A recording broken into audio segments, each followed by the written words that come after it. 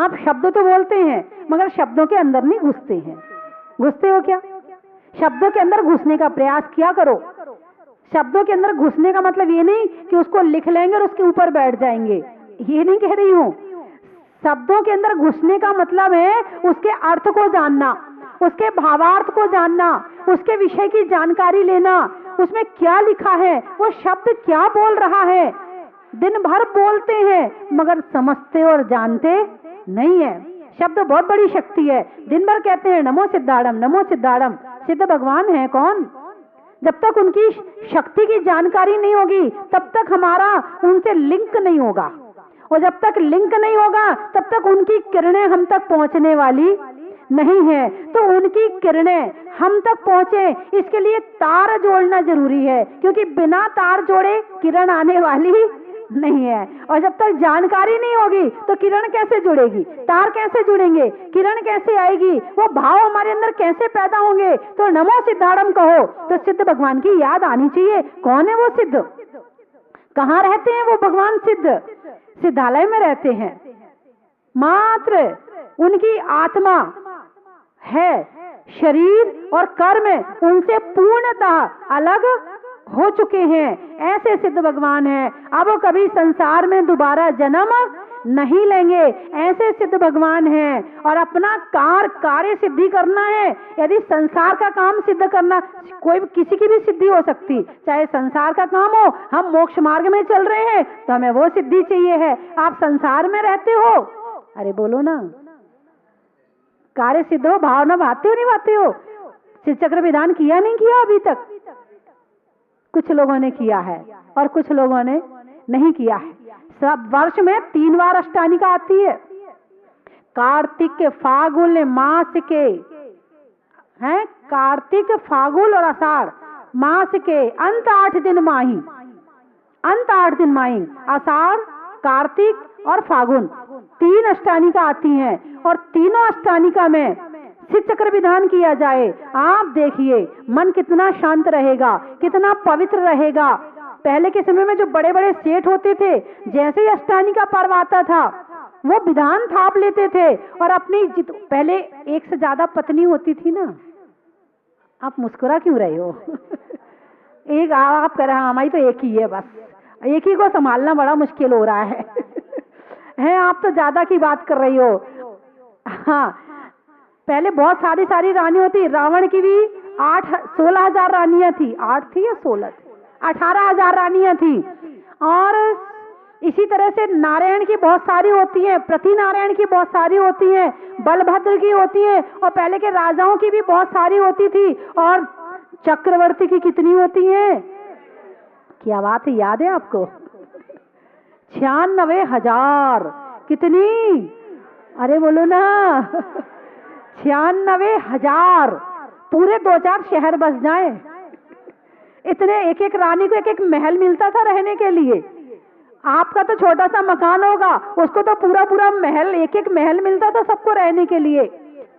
अब आप सोच रहे होगे, प्रश्न आता है कई बार, माता जी हम तो अपनी एक नहीं संभाल पाते हैं। हमारी तो वो एक है, वो ही सिर पे चढ़ी है, वही बात नहीं मानती है। वो 96,000 कैसी रहती होंगी?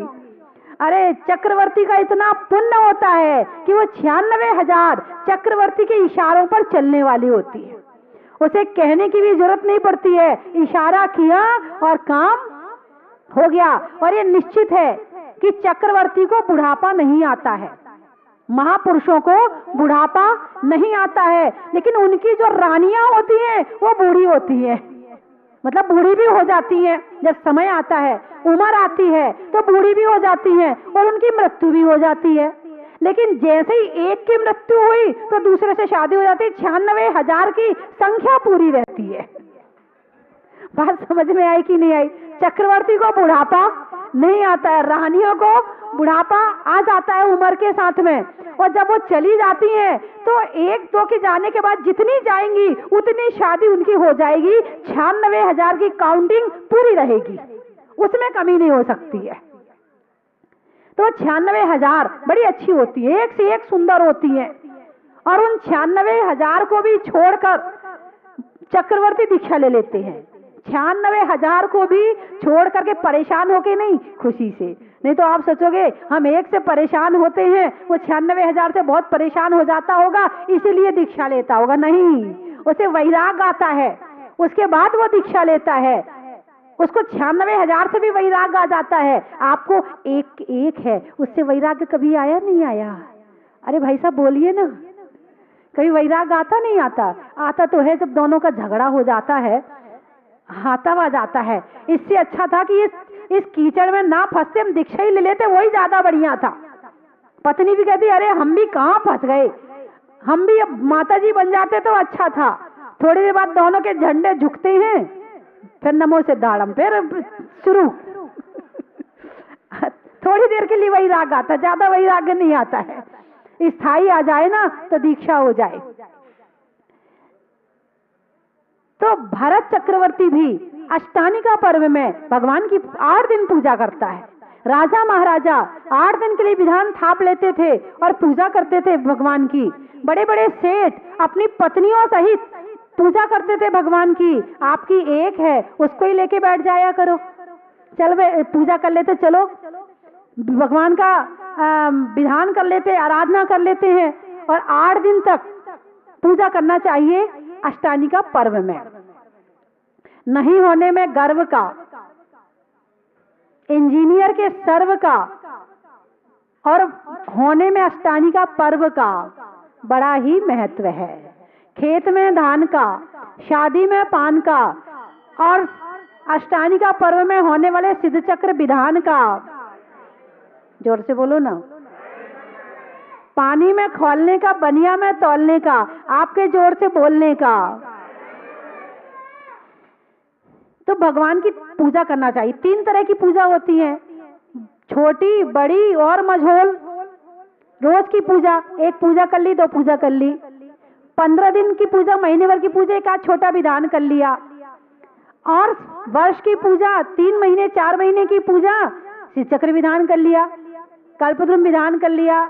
अब कभी कभी कुछ महिलाएं तो यहाँ से विधान लेकर जाती है, सिद्ध चक्र विधान, माता जी हम विधान लेकर जा रहे हैं। यदि गांव में, शहर में सामूहिक विधान नहीं होगा तो कम से कम अपनी थाली में हम विधान तो कर ही लेंगे। ऐसी बहुत महिलाएं हैं जो अपनी थाली लेके बैठ जाती हैं और वो पूरा विधान कर लेती। अब इंतजार करो कब होगा, कौन करवाएगा, समाज करवाएगी तो ठीक है, नहीं करवाएगी तो कोई सेठ जी करवा देंगे, वो नहीं करवाएंगे तो नहीं होगा, तो आपका रह ही जाएगा। तो कुछ महिलाएं जो ज्यादा भक्ति में लीन रहती हैं, वो इस चक्र विधान में अपनी किताब की व्यवस्था कर लेती हैं और अपना विधान कर लेती, उसमें मांडले की जरूरत नहीं पड़ती है। जब बड़ा विधान करना हो, बड़ा विधान के साथ में सामूहिक विधान हो, तो फिर उसमें बड़ा मांडला बनाकर भव्य रूप में, यहाँ पर संगीतकार भी आया है, यहाँ पर पंडित जी भी आए हैं, और विधान करवाने वाले जोधपुर से हुक्मचंद जी भी आए हुए हैं, और यहाँ वो विधान करवा रहे हैं। किसी को बैठना हो तो बैठ जाना, सबकी व्यवस्था है। और हुक्मचंद जी तो कह रहे माता जी जितनों को बुला सको सबको बुलवा लो, सब विधान में बैठ जाएं, बड़ा आनंद आएगा। जो भी मेरी बात सुन रहा है और यदि आपको लग रहा है विधान में बैठना है तो बैठ सकते हैं। अरे बोलो ना हाँ, अभी यात्रा करने आए हो, यही सोच रहे होगे विधान में बैठने फिर कभी आएंगे। हाँ, और करवाने के लिए भाव बनाओ कि कभी मेरा भी सौभाग्य आए जब जहाजपुर में आकर सिद्ध चक्र विधान हम भी करवाए। हाँ बोलो ना। तो बंधुओं, भगवान की भक्ति से अनंत गुनी कर्मों की निर्जरा होती है। जिस समय आप भगवान की पूजा करते हैं तो आंख कहाँ है आपकी? किताब में। हाथ क्या कर रहे हैं आपके? अर्घ चढ़ा रहे हैं। शरीर कहाँ बैठा है आपका? मंदिर में बैठा है। कान क्या सुन रहे हैं? भगवान की भक्ति सुन रहे हैं। मुंह क्या कर रहा है? भगवान की भक्ति कर रहा, गुणगान कर रहा है ना। और मन कहाँ है आपका? बिल्कुल यही लगा हुआ है। आंख बुरा नहीं देख रही है, कान बुरा नहीं सुन रहा है, मुंह बुरा नहीं बोल रहा है, शरीर बुरे स्थान पर नहीं बैठा है, मन बुरी बात नहीं सुन रहा है। इसका मतलब ये है कि मन, वचन, काय तीनों पवित्र हो गए। 5 पाप और 4 कषायों से भक्ति करते हुए आप रहित हो गए, तो समझना कि वो आपका क्षण, वो समय, वो पल आपका जीवन का सबसे अच्छा पल है, जिसमें 4 कषाय और 5 पाप से रहित हो जाते हैं। अभी आप पाप प्रवचन सुन रहे हैं, मन में क्रोध आ रहा है क्या? झूठ, हिंसा, कुशील, परिग्रह, मोह माया कुछ नहीं हो रहा है। इसका मतलब ये समय आपका सबसे सार्थक समय है, जिस क्षण में आप बिल्कुल केवल विशुद्ध भावों से, शुद्ध भावों से जिनवाणी सुन रहे हैं और भगवान की भक्ति की प्रेरणा ले रहे हैं। ये सबसे विशुद्ध समय है आपके जीवन का, और ऐसे निमित्त मिलाते रहने चाहिए। ऐसे निमित्त मिलाते रहने से क्या होता है? निमित्त या तो ऐसा हो कि हम पूजा कर रहे हो और नहीं कर रहे हो, कोई हमसे कह दे चलो भाई तुमने कहा है तो कर लेते। अभिषेक के लिए कुछ लोग बाहर बैठे हैं, नहीं करना चाहते, मन में भाव नहीं है, मैंने प्रेरणा करी भाई साहब अभिषेक कर लीजिए, कम से कम मेरी बात मानिए, अभिषेक तो हो गया ना, मन तो शुद्ध हो गया, अभिषेक हो गया। अब जीवन में याद रहेगा जहाजपुर गए थे और अभिषेक करके आए थे। तो ये अष्टानी का पर्व कब से चल रहा है? अनादिकाल से है। कब से है? अनादिकाल से। अष्टमी, चतुर्दशी, दशलाक्षणी, 16 कारण, ये अनादि अनिधन पर्व हैं। ये आज के नहीं है, हमेशा से थे, हैं और रहेंगे। और इन दिनों में किया हुआ सब काम धर्म का चौगने फल को देता है। इन दिनों में 8 दिन के लिए रात्रि भोजन करते हो, रात्रि भोजन छोड़ देना। महिलाएं और भी भाई लोग बाजार का खाना छोड़ देना। 8 दिन बाजार का खाना दशलाक्षणी में छोड़ते हो ना, ऐसे अष्टानी का पर्व में छोड़ सकते हैं। 8 दिन बाजार का नहीं खाएंगे, अनछना पानी नहीं पिएंगे, 8 दिन तक अभिषेक कर लेंगे, 8 दिन तक पूजा भी कर लेंगे। नंदीश्वर दीप की पूजा की जाती है। कौन सी पूजा की जाती है? नंदीश्वर दीप की। वहीं से जुड़ा हुआ पर्व है ये, है। नंदीश्वर कहां पर है? 8वां द्वीप है। हम कहाँ रहते हैं? जम्बू द्वीप में। हम कहाँ रहते हैं? जम्बू द्वीप में। एक द्वीप, एक समुद्र, फिर दूसरा द्वीप, दूसरा समुद्र, फिर तीसरा द्वीप, तीसरा समुद्र। ऐसे 8वां द्वीप है नंदीश्वर द्वीप। और वहां पर 52 चैत्यालय बने हुए हैं। 52 कितने चैत्यालय कहते हैं, मगर ऐसे विशाल विशाल भव्य मंदिर हैं, ऐसे विशाल विशाल अकृत्रिम चैत्यालय हैं। अकृत्रिम का मतलब जिनको किसी ने बनाया नहीं है। और वहां पर 52 चैत्यालय बने हुए हैं। 52 कितने चैत्यालय कहते हैं, मगर ऐसे विशाल विशाल भव्य मंदिर हैं, ऐसे विशाल विशाल अकृत्रिम चैत्यालय हैं। अकृत्रिम का मतलब जिनको किसी ने बनाया नहीं है और जो ना कभी मिटने वाले हैं, ऐसे अकृत्रिम चैत्यालय हैं, बड़े विशाल विशाल हैं। और उनमें एक मंदिर में 108 प्रतिमाएं हैं। कितनी है? 108 52 चैत्यालय में हर मंदिर में 108 प्रतिमाएं हैं। और एक प्रतिमा कितनी बड़ी है? 500 धनुष की है। कितनी बड़ी है? 500 धनुष। 4 हाथ का एक धनुष होता है, 4 हाथ का, 1 फुट का 1 हाथ मान लो, तो 4 हाथ का एक धनुष। प्रतिमा कितनी बड़ी हो गई? 500 धनुष की प्रतिमा है, तो 2000 फीट की, 2000 फीट।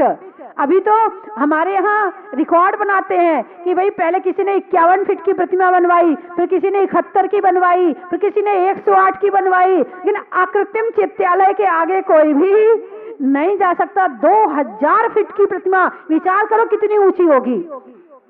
और है कैसी?